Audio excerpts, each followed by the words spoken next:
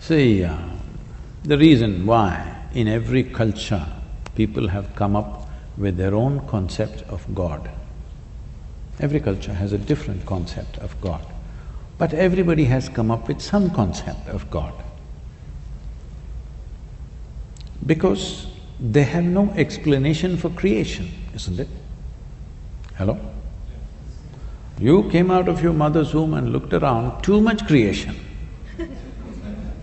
You know you didn't do it. Then you looked up to your mother, maybe she did it. Well, she delivered you, but she did not deliver the planet, you know that. Then you looked at your father, no, not him. You looked at every other adult around you, nobody looked like competent enough to make all this happen, isn't it? Yes or no? There's not one person here who looks like he's competent to create this whole creation around us. So the simplistic conclusion is, there is a big man sitting up there. I fit the description, at least the Western description I fit, in the India I don't fit. But now there is an argument. There's a big argument in the United States churches, is God a man or a woman? The last election they tried to settle that issue.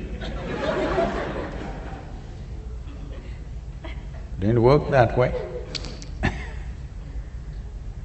So, your ideas of God are essentially cultural in nature. You know Idi Amin? You heard of Idi Amin? You know, Uganda man? Not Tanzania, but in Africa. Idi Amin declared God is black. I agree with him. I agree with him. Because if a white man can have a white God, why can't a black man have a black God? So this argument also is going on, particularly in the US churches. They tried to settle that in the previous election.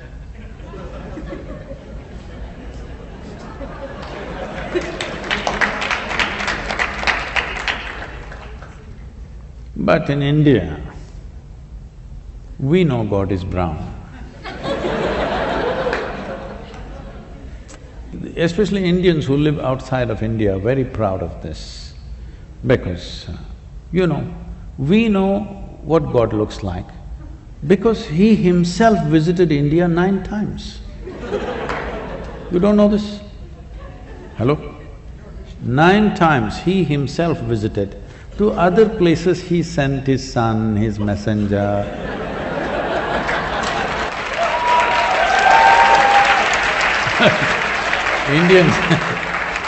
Indians are very proud of this. To other places only messengers and sons went, to India He Himself came. I keep reminding them, that is because God wouldn't trust anybody else with Indians. He wanted to do the job hands-on with Indians. So He Himself came not once, 9 times. And He failed. 9 or 10 times we can debate, but failure you cannot debate, isn't it? Obviously He failed, what do you think? It's a perspective that we can take. He maybe didn't do the best job, yeah, but… But He was good. He created you, me, so many of us. Yes, but coming hands-on, it's a failure, isn't it? He could have sent somebody like everywhere else. So, our ideas of God are coming because we have no explanation for creation. What you're referring to as God is essentially that which is the source of creation, isn't it? Yes. Because you're human, you're imagining it has to be a big human being. Suppose you were a buffalo. You would definitely think it's a big buffalo. You heard of the big yak in Tibet? You've not seen? I went hunting for a big yak. I drove all over Tibet, took permissions and drove off-road everywhere to see the big yak because they told me the big yak from horn to horn is 6 feet wide. I wanted to see this animal. Oh my God, how would it be? Then after driving everywhere, I realized it's little got big in their heads. It's little bigger than the domesticated yak, but it got so big, they said it's 6 feet wide, the horns. And I said, I must see this. But there was no such animal anywhere in Tibet. So, if you were a buffalo, you would definitely think God is a big buffalo, isn't it? So our ideas of God are childish, but it is a fact that you and me did not make this creation happen. That's a fact, isn't it? But you don't know how it happened. With all the exploration of science, we still do not know how it exactly happened. Nobody knows, isn't it?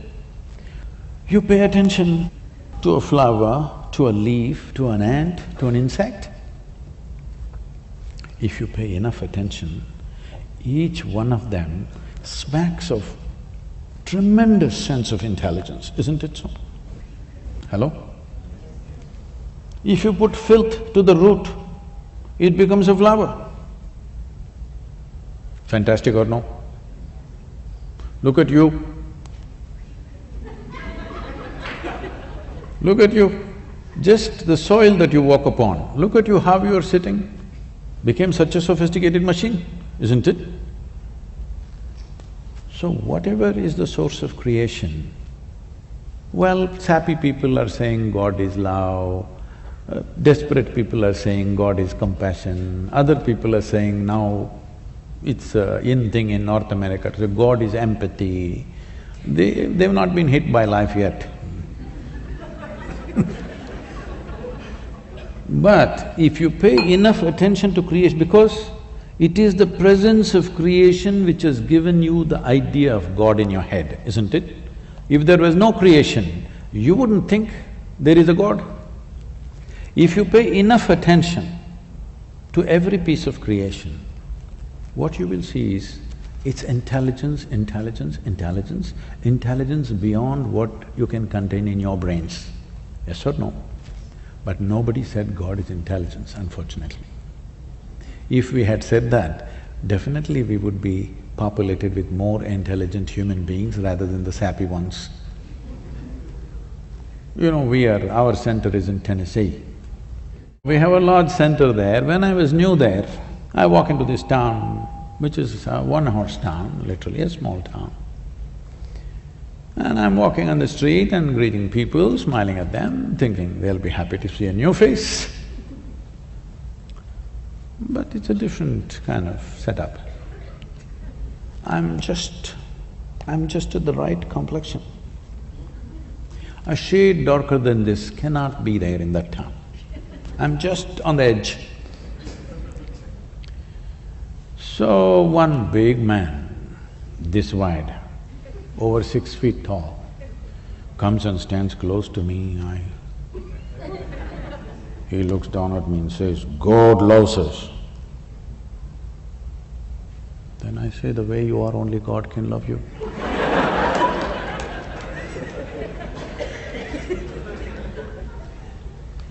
Before this went inside and worked, I had to go away.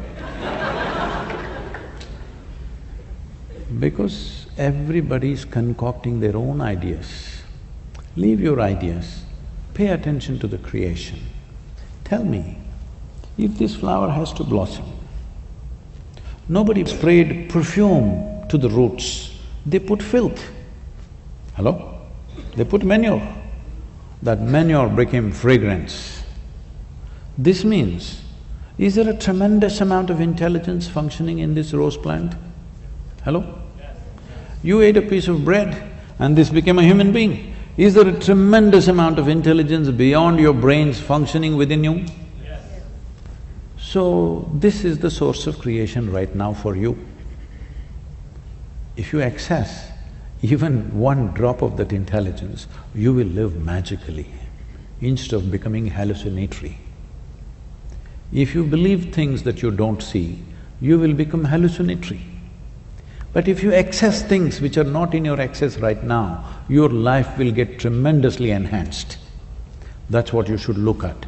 Right now, there is an intelligence here which can turn a piece of bread into a human being.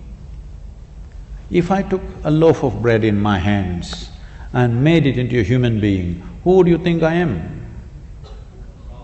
You would think I am the source of creation, isn't it?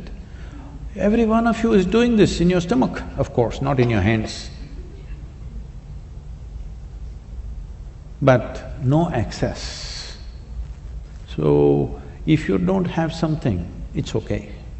But if you have it and you don't access it, this is a crime, isn't it? So my entire life's work is just this, so that you find access to the source of creation that also throbs within you. You're right now a piece of creation, that's fine, but you are also the source of creation within yourself. If you find access to that intelligence, you live in a magical way. Other people will think you're superhuman, but this is not about being superhuman. This is about realizing being human itself is super.